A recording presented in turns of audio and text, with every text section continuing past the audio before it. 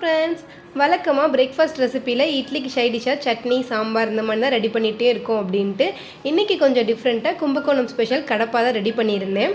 இது பண்ணுறதுக்கு ஒரு குக்கரில் ஒரு 1/2 கப் போல் பாசிப்பருப்பு, ஒரு உருளைக்கிழங்கு இதை மட்டும் தோல் சீவி சேர்த்துருக்கேன்.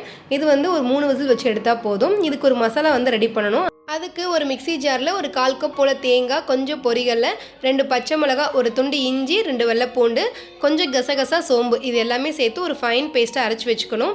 அடுத்ததாக நம்ம எப்பயும் போல் தாளிப்புக்கு சேர்க்குற மாதிரி கரம் மசாலா ஐட்டம் எல்லாம் சேர்த்துட்டு தக்காளி வெங்காயம் எல்லாம் நல்லா வதங்கினதுக்கப்புறம் பருப்பையுமே ஆட் பண்ணி நல்லா நுரக்கூடி வரும்போது அரைச்சி வச்சுருக்க தேங்காய் பேஸ்ட்டையும் கலந்துட்டோம் அப்படின்னு சொன்னால் சூப்பராக ரெடி ஆகிடும்.